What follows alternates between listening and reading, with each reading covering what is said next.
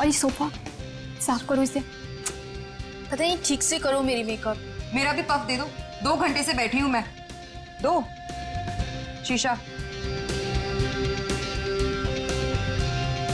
Sir as per requirement सब चीजें ready हैं, बस वो ईशानी मैडम आ जाए। मैडम आ जाए, पता नहीं कब आएगी। जाओ जाकर देख कर आओ। अरे सर जब वो आएंगे हमें पता चल जाएगा सर। पता नहीं कब आएगी, सबकी बैंड बजी पड़ी और महारानी पता नहीं कहाँ रह गई है।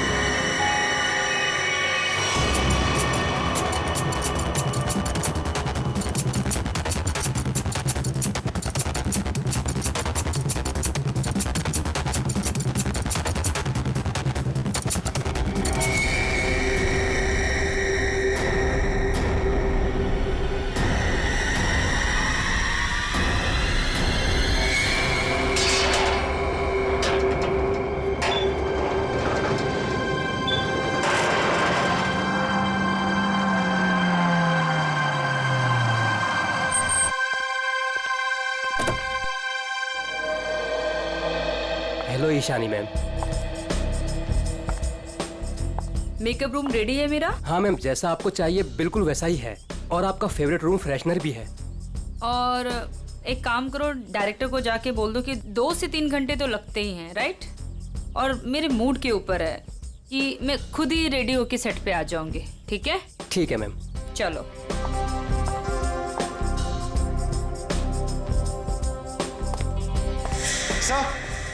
सर ईशानी मैडम आ गए हैं। आ गई। बीबू जी देख, महारानी के तैयार होते ही आज का पूरा शॉट उसको अच्छे से समझा देना। जी सर। ठीक है, मैं उसके नखरे नहीं झेल सकता। Yes sir. सर अगर उसने मुझे थप्पड़ मार दिया तो खा लेना एक थप्पड़। स्पॉट सुन, ईशानी मैम का जूस और लो कैलोरी दही जल्दी से लाना, नहीं तो वो शूट कैंसिल कर देगी। सुनो, क्या मतलब है ये सब का? तुम लोग इधर उधर भाग रहे हो जैसे कि पता नहीं कोई शेरनी आ गई है। जाओ जल्दी से जाकर ईशानी को रेडी करवाओ। अब भी मैं डायरेक्शन टीम को बोल के आती हूँ।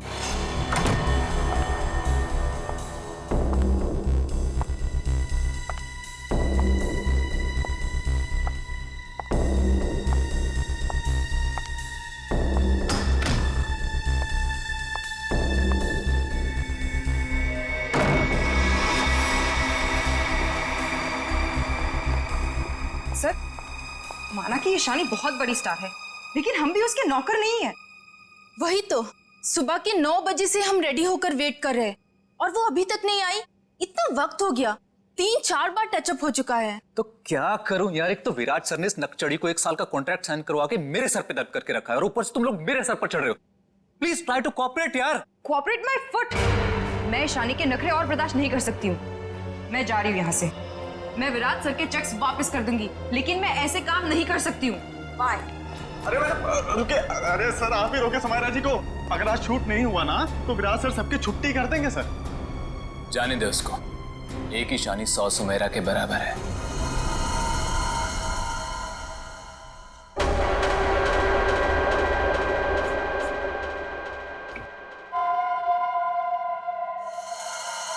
बीबू बहुत देर होगी, देखना कहां पर है, बुला उसको। सर वो सैंडल उतार के मारेगी मेरे मुंह पे।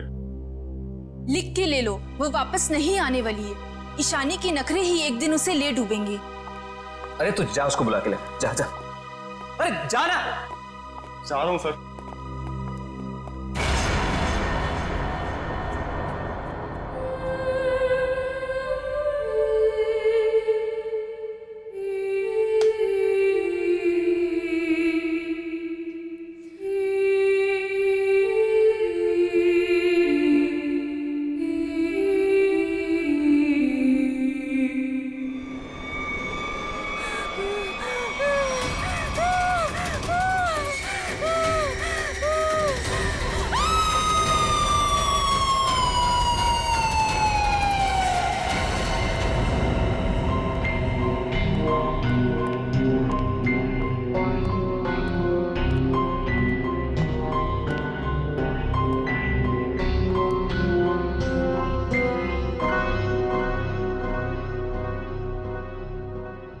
मैम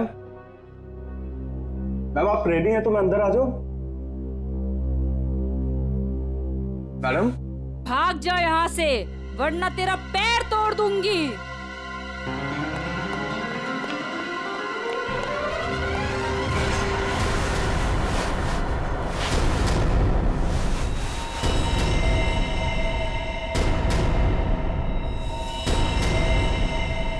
नहीं, उसने कहा भाग जा तो भागकर मेरे पास आ गया, अंदर जाने की हिम्मत नहीं की। उनके बिना बोले मैं अंदर कैसे जाता? आप नहीं जानते सर, गला दबा देती वो मेरा। 3 घंटे से वो तैयार हो रही है, यहाँ शूटिंग का टाइम निकला जा रहा है, तुझे अपने गले की पड़ी है। मैं देखता हूँ, चलकर चलो।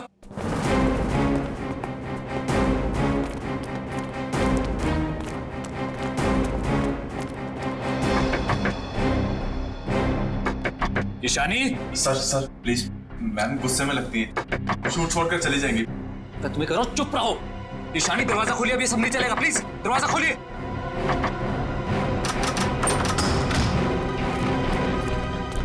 अरे मैम ये हेड क्यों पहनी आपने? ये तो ब्रीफिंग में है ही नहीं। मैम ऐसे बैठे क्यों हैं? क्या अकड़ है सूरत के अंदर। ईशानी जवाब दो, हमारी तरफ देखो। ईशानी, ईशानी।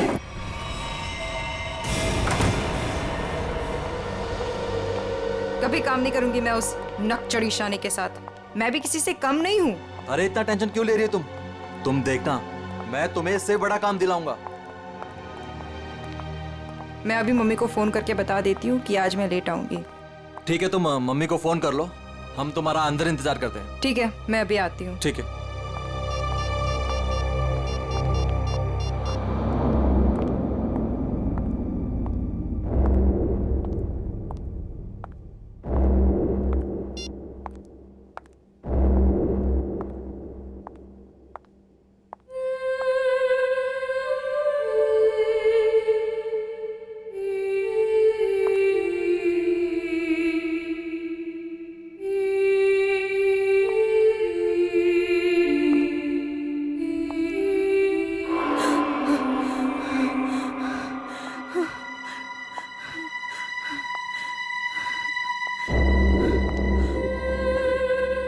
कौन है?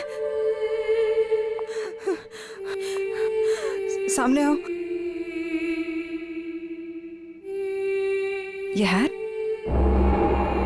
ये यहाँ कैसे?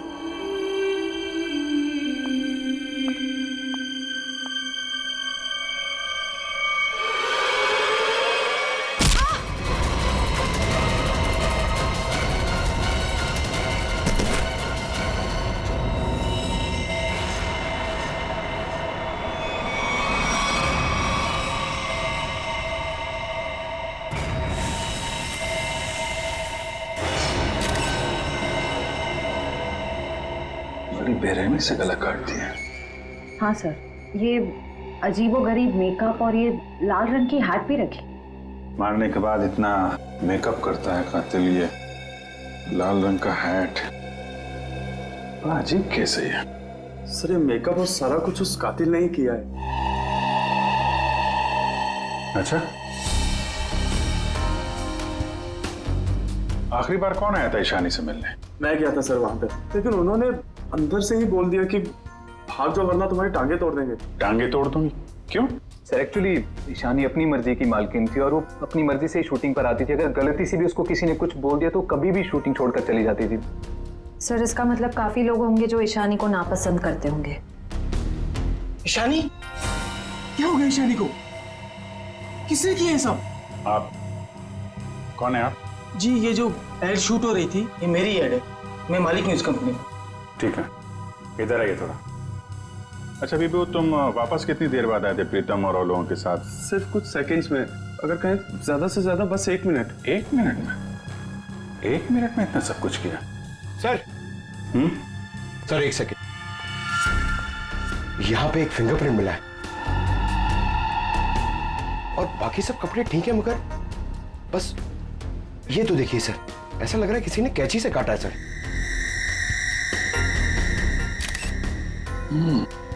और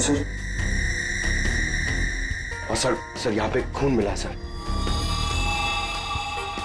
कातिल पहले से ही कमरे में मौजूद था।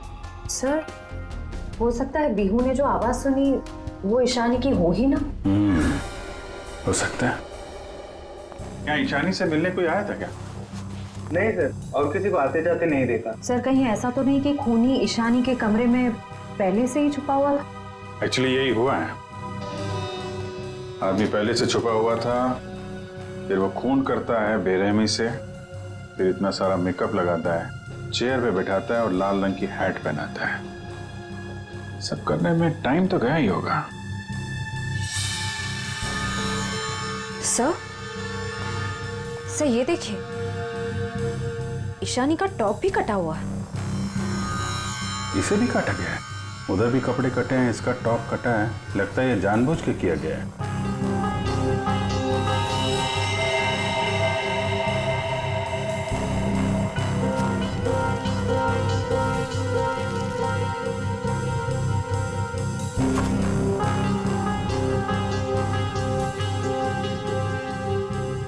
सर ये कॉटन सॉक्स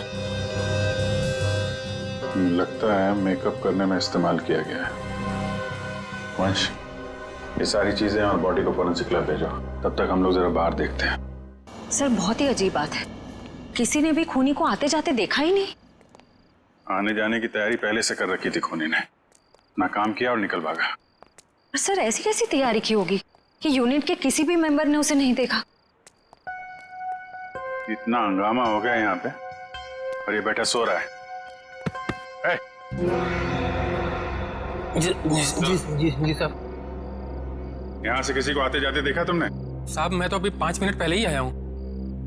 5 मिनट पहले? ये शूटिंग का टेम्पो है ना? हाँ साहब, ये शूटिंग का ही टेम्पो है। तो ये टेम्पो अभी बाहर कब गया था? साहब यही कोई 1:30-2 बजे के आसपास। 1:30-2 बजे? सर उसी दौरान तो ईशानी का खून हुआ था। जब टेम्पो बाहर गया था तुम्हारे साथ कोई और भी था? नहीं। अच्छा, पीछे कोई बैठ कर गया था, तुमने किसी को आसपास देखा? मैडम पीछे तो सामान रहता है, अब पीछे कोई बैठा हो तो मैंने नहीं देखा। इससे अच्छा तरीका और क्या हो सकता है खूनी के यहाँ से निकलने का?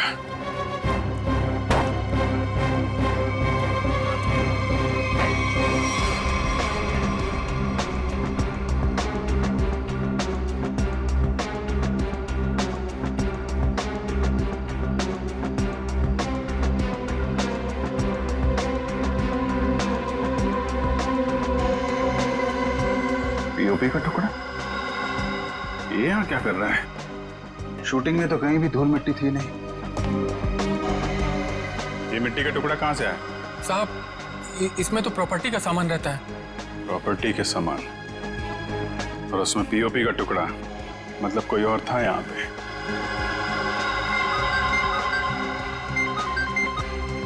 हेलो, क्या? कहाँ पे?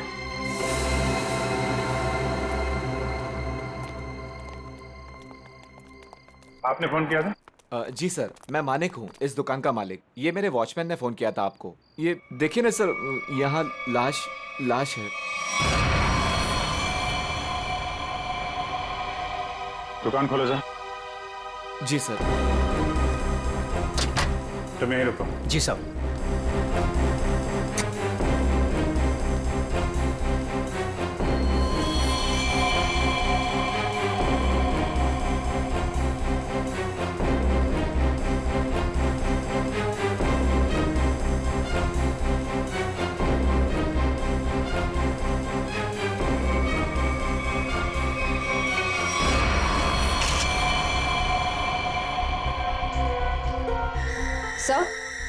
सर इसे भी बिल्कुल ईशानी की तरह मारा गया है।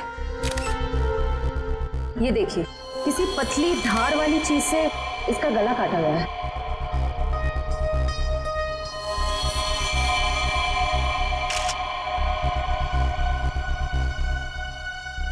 सर ये देखिए, इसका टॉप भी वैसे ही काटा गया है।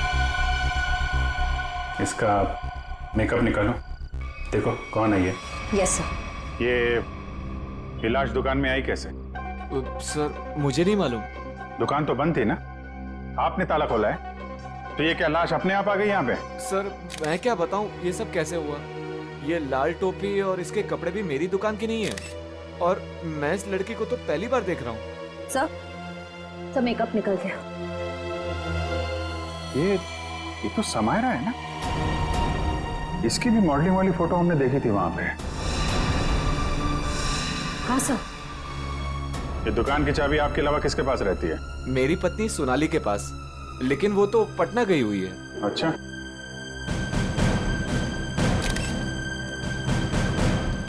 तुम्हारी ड्यूटी में एक आदमी यहाँ पे खून करता है, उसकी लाश को यहाँ दुकान में रख दिया। क्या कर रहे थे तुम? कुछ देखा नहीं तुमने? देखा ना साहब, पर वो खूनी है ये कैसे पता चलता? हाँ? कैसा था वो? था नहीं साहब, थी। वो एक औरत थी, उसे मैंने जाते हुए पीछे से देखा था। उसने लाल रंग का कोट पहन रखा था, उसके बाल लंबे थे और उसने सर पे एक लाल टोपी पहन रखी थी। और हाँ साहब, उसने डस्टबिन में कुछ डाला था। मतलब सर, खूनी एक औरत है? कहाँ है वो डस्टबिन जिसमें उसने कुछ डाला था? वो वहां।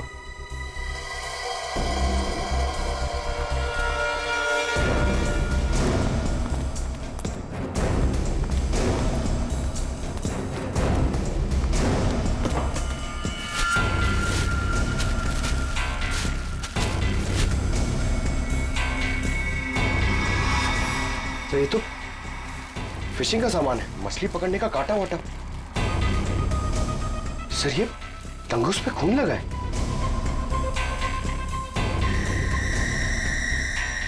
ओह, लगता है इसी का इस्तेमाल किया गया है खून करने में। भरे दिन के उजाले में शूटिंग पर कोई मेकअप रूम में घुसता है और ईशानी को मार डालता है, और तुम में से किसी ने कुछ भी नहीं देखा और ना कुछ सुना है? ये कैसे हो सकता है? सर एक्चुअली ईशानी की परमिशन के बिना उसके कमरे में कोई नहीं जाता था। इनफैक्ट उसने बीबू को भी दरवाजे के बाहर से ही भगा दिया, और उसके बाद जैसे ही हम लोग गए तो देखा वो मरी हुई थी। चलो सर ये कास्टिंग डायरेक्टर है कीकू। लेकिन सर मुझे यहाँ क्यों लाया गया है? मैंने समायरा और ईशानी का गला थोड़ी काटा है। चुप! तुम ही वो कास्टिंग डायरेक्टर हो ना, जो ईशानी और समायरा को जानते हो उनके मॉडलिंग की शुरुआत के दिनों से? जी सर। और विराज की शूटिंग पर तुमने ही भेजा था ना उन दोनों? हाँ सर। मतलब तुम अच्छी तरह से जानते थे कि वो कब और कहां मिलेंगे? देखिए सर, गलती हो गई, अब मैं किसी को कहीं नहीं भेजूंगा। दरअसल 5 साल पहले ही मैंने वो काम छोड़ दिया था। 5 साल पहले काम छोड़ चुके? कुछ लड़कियों ने मेरे खिलाफ केस कर दिया था, उस वजह से मेरा ऑफिस भी बंद हो गया। तो फिर कल तुमने ईशानी और समायरा को विराज के शूट पे कैसे भेजा? दरअसल दोस्ती दोस्ती में विराज के शूट पर उनको भेज दिया था सर, लेकिन इन सब से मेरा कोई लेना देना नहीं है सर। फिलहाल तो हम मान लेते कि तुम्हें कुछ नहीं मालूम, तुमने कुछ नहीं किया। लेकिन एक बात याद रखो, अगर जरूरत पड़ी तो तुम लोगों को हम फिर से बुला लेंगे। जा सकते हो तुम।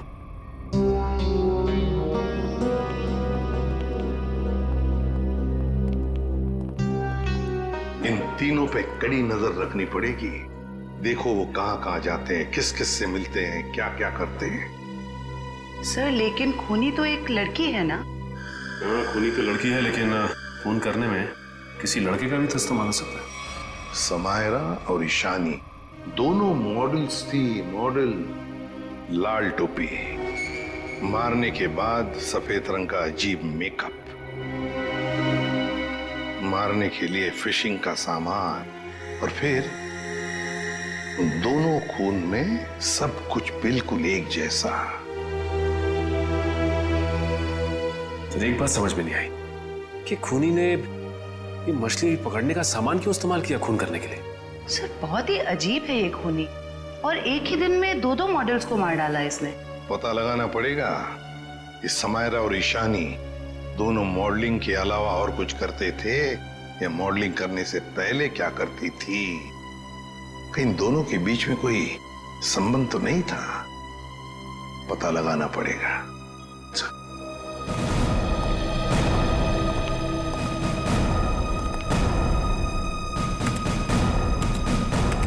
सर 2009 में समायरा और ईशानी ब्यूटी रिबन नाम की मॉडलिंग एजेंसी में काम करते थे, जिसका मालिक ये कीकू था।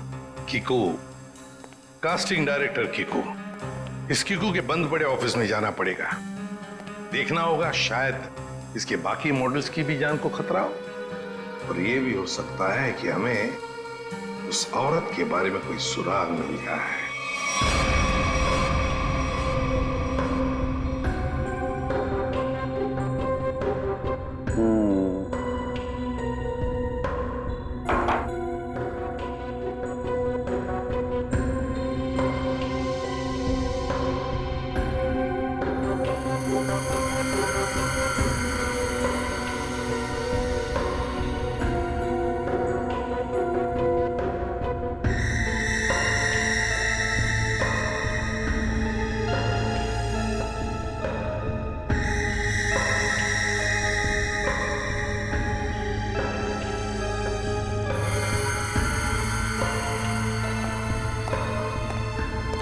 सर हमारा शक बिल्कुल सही निकला। खून करने के लिए इस्तेमाल किया गया ये हथियार एक खास तरह का फिशिंग किट ही है। सर आप सुन रहे हैं मैं क्या कह रही हूँ? हाँ सुना तारिका, लेकिन मैं फिलहाल किसी और काम में हूँ। क्या? खूनी का कद नापने में। अरे वाह सांगे, खूनी के कद का पता लगा लिया तूने? हाँ बस एक मिनट से नहीं, ये दोनों के गर्दन का ये घाव देखो बस। ये घाव का निशान ऊपर की तरफ बना हुआ है, ना तो सीधा है ना नीचे की तरफ। मतलब खूनी ने तार से इन्हें ऊपर की तरफ खींचा। इसका मतलब साफ है खूनी की ऊंचाई इन दोनों से ज्यादा थी। मतलब सर वो खूनी औरत इन दोनों से लंबी है? बिल्कुल पंकज, और लगभग 5 फीट 7 इंच थी। ये मेरी ट्रिग्नोमेट्रिक कैलकुलेशन मुझे बताती है, इंक्लूडिंग वो जो सैंडल उसने पहने हुए थे उनके। एक बार हाथ में आ जाए ना तो ऊंचाई भी नाप लेंगे। 5 फुट 7 इंच की लड़की जिसके लंबे और सीधे बाल हैं। और सर या तो उसे फिशिंग करने का, मछली पकड़ने का शौक था, या तो फिर किसी खास मकसद से उसने ये सामान, ये फिशिंग किट का इस्तेमाल किया होगा। सांख्य, लगता है इस मछली पकड़ने के तंगूर से, इस तार से इन दोनों के गले को काटा है। बिल्कुल बस। डॉक्टर साहब, जो प्लास्टर ऑफ पेरिस जैसी मिट्टी मिली थी हमें, उससे कुछ पता चला क्या? हाँ पता चला सचिन। बॉस वो सामान मूर्ति बनाने के काम में आता है। मूर्ति बनाने का? बस टेस्ट चल रहे हैं, बाकी का भी पता चल जाएगा। तो कब बताएगा सांख्य? बताऊंगा थोड़ी देर में, लेकिन एक खास बात और बताना चाहता हूँ। वो क्या है? बॉस ये देखो, ये है वो तार जिससे खूनी ने इनका गला काटा। खूनी जब इनका गला काटने की कोशिश कर रहा था, इन लोगों ने अपने बचाव में हाथापाई की होगी। उसी झड़प के दौरान खूनी का पलक का एक बाल मुझे इस तार पर से मिला है। तो मतलब तू अब इस बाल का डीएनए टेस्ट करेगा, है ना? करना ही पड़ेगा। एक खूनी लड़की जिसका कद 5 फुट 7 इंच है, जिसके सीधे और लंबे बाल है, जिसे मछली पकड़ने का शौक है और शायद मूर्तियां बनाने का भी। बस इतना भी काफी है हमारे लिए, इस लड़की को ढूंढने के लिए। मछली पकड़ने का खास सामान लेके चलती है तो समंदर के किसी किनारे में कुछ तो पता चलेगा ही उसके बारे में। पर सर हमें सिर्फ उसकी ऊंचाई, उसके काले सीधे बाल और उस टोपी के बारे में पता है। सिर्फ इतनी इंफॉर्मेशन के बलबूते पर उस तक पहुंचना थोड़ा मुश्किल लगता है सर। कोशिश तो करनी पड़ेगी श्रेया, अपने आप तो चल के आएगी नहीं हमारे पास, है? हाँ वंश, इन्हें बता दिया ना हमें किस लड़की की तलाश है? जी सर। हाँ तो क्या जानते हैं उस लड़की के बारे में आप? साहब आप लोग ऐसी औरत के बारे में जानना चाहते हैं ना जो मछली पकड़ने के लिए बोट का इस्तेमाल करती है? बिल्कुल। ऐसी तो बहुत औरतें आती है हमारे यहाँ पर। देखिए जिस लड़की की हमें तलाश है वो लंबी लड़की है, 5 फुट 7 इंच की होगी, लंबे बाल हैं, सीधे बाल हैं। और उसकी उम्र तकरीबन 25 से 30 साल के बीच में। लंबे बाल, 25 से 30 साल की उम्र, ऐसी 2-3 लड़की आती है हमारे यहाँ पर। हमें उनके नाम और पते चाहिए। आप जब वोट देते हैं तो नाम पते तो लिखते होंगे ना? जी साहब।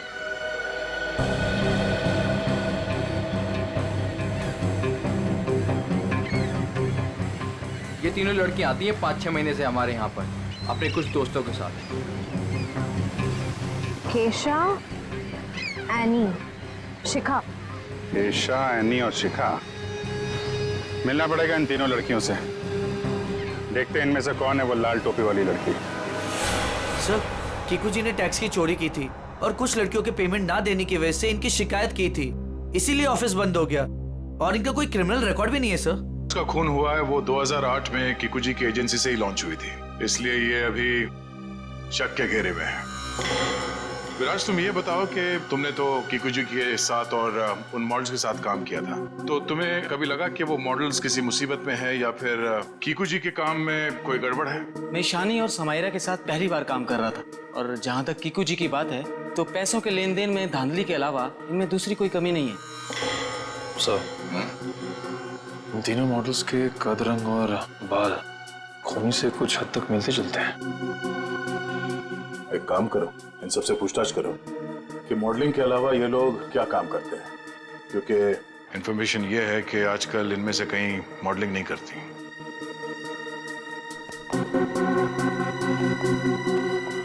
एनी, 2012 में आप मॉडलिंग छूट चुकी थी। हाँ, अब आप क्या करती हैं? अभी मैं एक फिशरी स्टोर चलाती हूँ। शिखा, राइट? जी।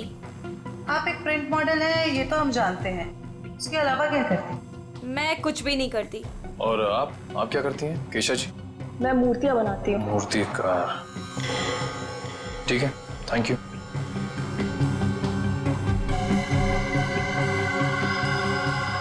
तो बिल्कुल खूनी की प्रोफाइल जैसा है। कंपनी का नाम रेड इंक। मेरा शक सही है, इस एजेंसी के मॉडल्स का ही कुछ राज है। सर, एनी, केशा और डॉली, उन तीनों के प्रोफाइल्स कुछ उन्हीं से मिलते जुलते हैं। सर, इनका संबंध मूर्तियां बनाने और फिशिंग से भी है। तो इनका प्रोफाइल पेशा दोनों शक के दायरे में है। एक काम करो, इन तीनों को ब्यूरो लेके चलो। सर, खूनी की लड़की ने जिस तरह के कपड़े पहने थे उस तरह के कपड़े आ गए सर। Very good. पंकज, इन तीनों के नंबर्स हैं ना हमारे पास? Yes sir. सेलफोन नंबर्स जरा ट्रेस करो, देखो जब उन दोनों लड़कियों के खून हुए तब ये तीनों कहां थी। Yes sir. जयंती सर। ले जाओ जी, आप तीनों मेरे साथ आइए। कहाँ? अभी बताती हूँ, आओ।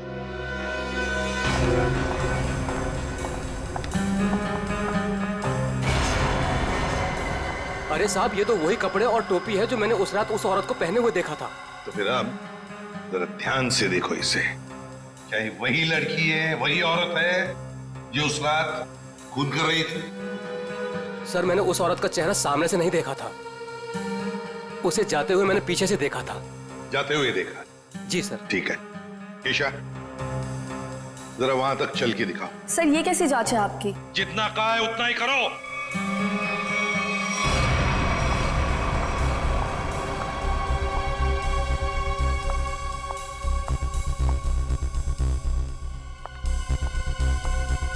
नहीं साहब। नहीं? नहीं। ठीक है, आप आइए मेरे साथ।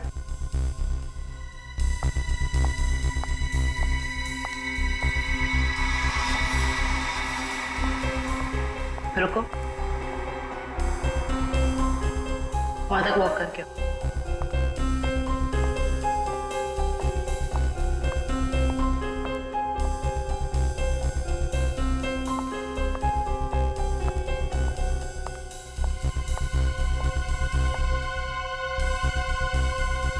ये भी नहीं है सर। आइए।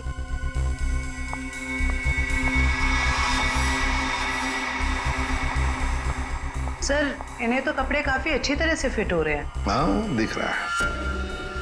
अब ऐनी जी जरा चल के भी दिखाइए।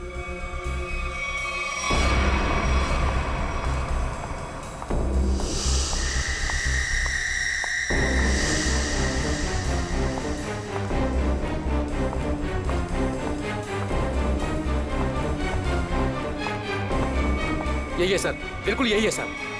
क्या बक रहे हो?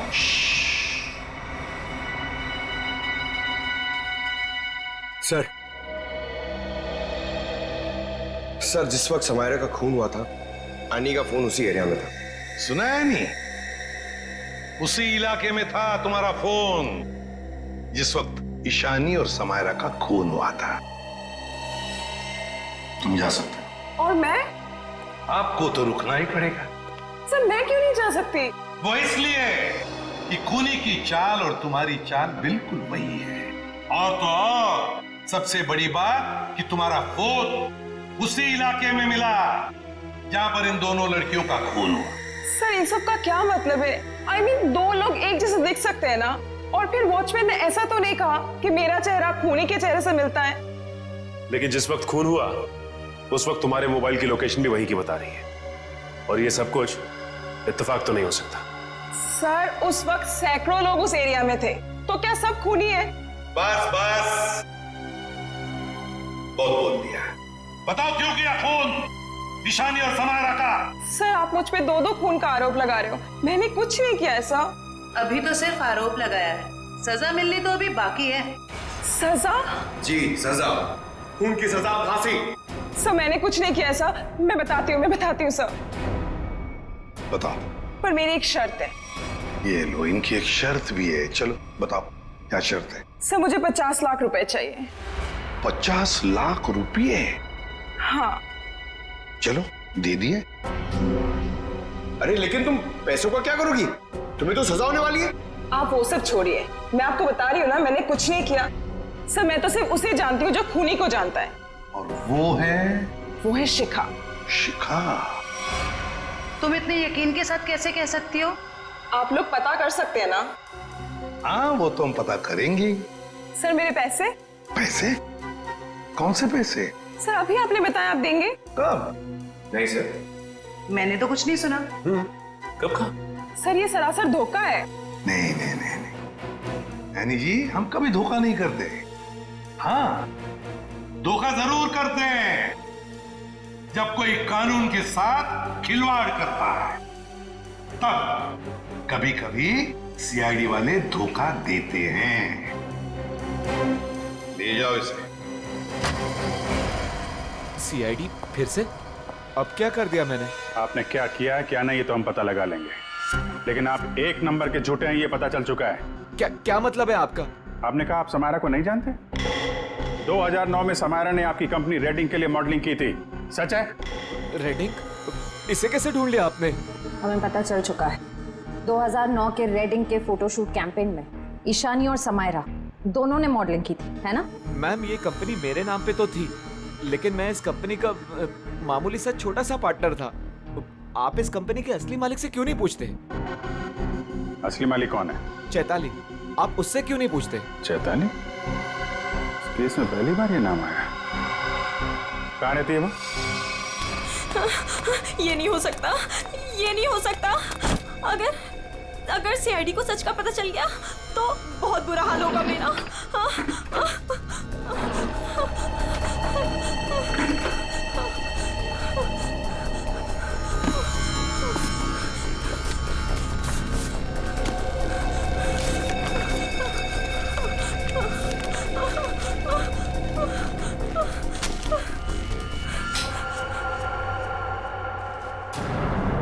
कौन है? ये लाइट क्यों बंद कर दी? ये लाइट्स किसने ऑफ की?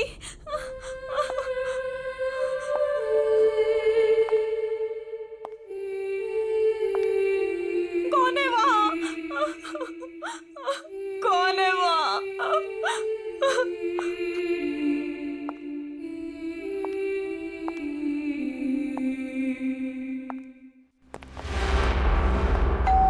ये शिखा सच्चाई बता क्यों नहीं देती?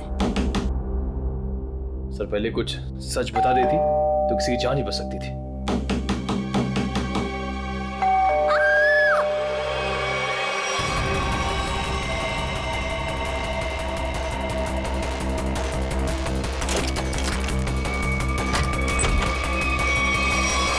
शिखा, शिखा, शिखा,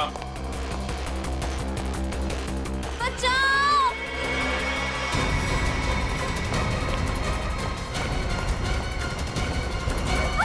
शिखा, शिखा,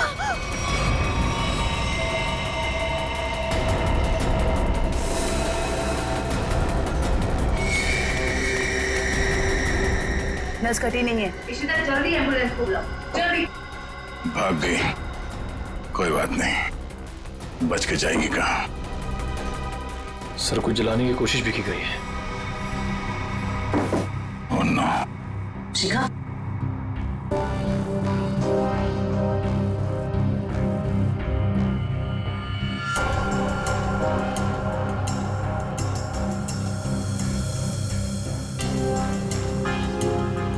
इतना लंबा बाल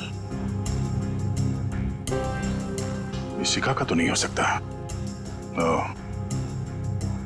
तो भागते भागते बाल छोड़ दी। देखते हैं कहां तक भागती है ये। आइए सर।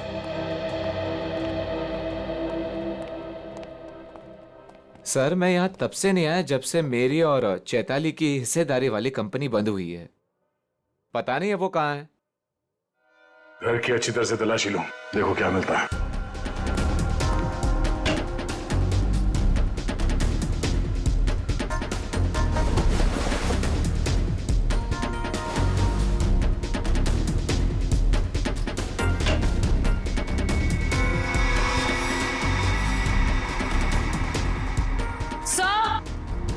आ जाओ दी।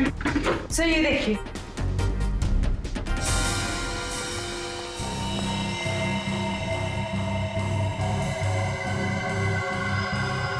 ये तो उस खूनी का पहना हुआ है। सर इस बंद पड़े घर में यहाँ कैसे आ गया? चल निकालो इसे बाहर।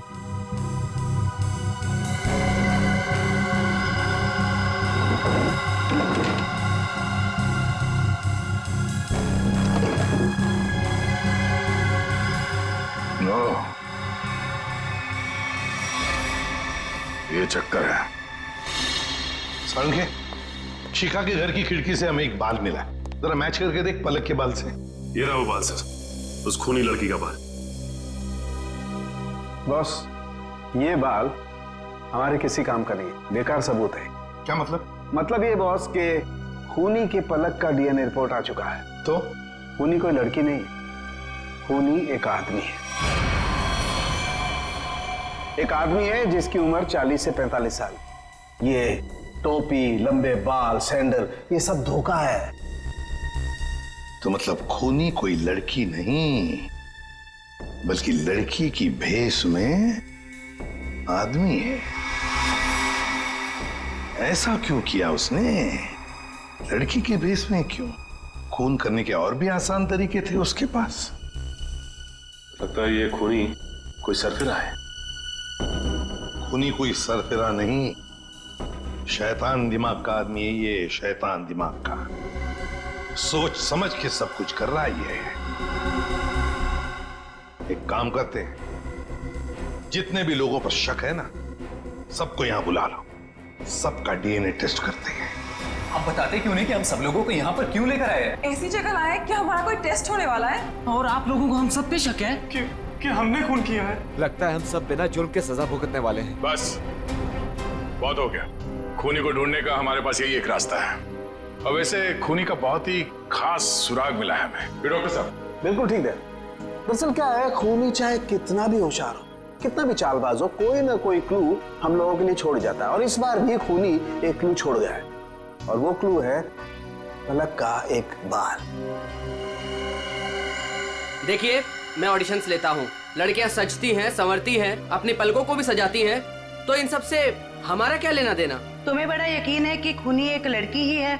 सबको मालूम है कि लंबे बालों वाली लड़की सबको मारती फिर रही है। और आप, लेकिन हमें जांच तो पूरी करनी पड़ेगी ना। सर हमें करना क्या पड़ेगा सर? ज्यादा कुछ नहीं, आप में से हर किसी को अपने पलक का एक बाल देना होगा, और जिसका डीएनए हम उस खूनी के डीएनए से मैच करके देखेंगे। और वैसे भी जब आप लोगों ने कुछ किया ही नहीं है तो डरने की तो कोई बात ही नहीं है। जयवंती, देखिए, आ जाओ। चलो जाओ।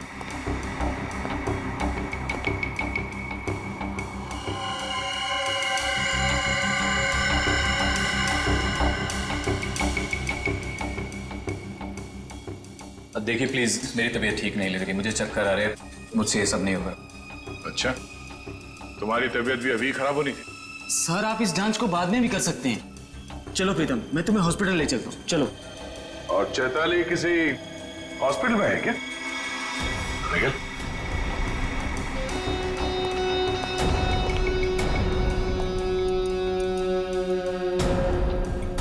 सही कह रहा हूं ना मैं?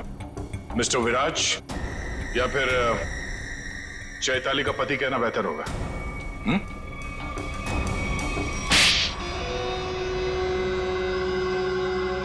चैताली कहाँ है बताओ। चैताली अब इस दुनिया में नहीं है,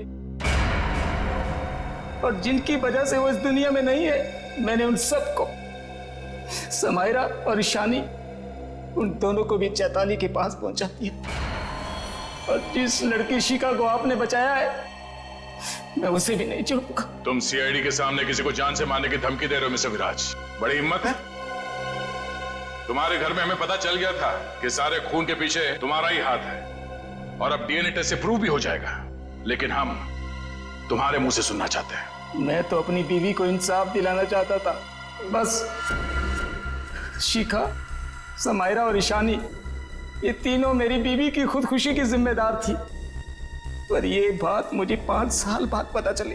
इतने सालों बाद तुम्हें कैसे पता चला कि ये तीनों तुम्हारी बीवी के मौत के जिम्मेदार है? ये 2009 की बात है।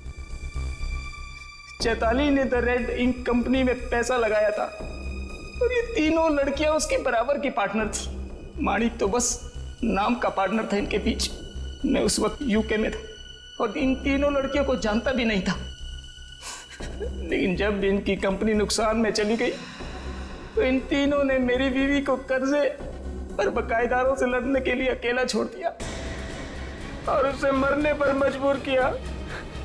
और जब तक मैं उसके पास पहुंचता, उसने फांसी लगाकर खुदकुशी कर ली। मैंने एक औरत का वेश बनाया और अपना बदला लेना शुरू किया, ताकि आप लोग ये सोचते रह जाएं कि खूनी एक औरत थी। शिखा के घर जो जलाया था वो एक सबूत था, उसको मुझ पे शक हो गया था। माना कि उन तीनों की वजह से तुम्हारी बीवी अब इस दुनिया में नहीं रही। तुम कानून की मदद ले सकते थे, लेकिन तुमने ऐसा नहीं किया।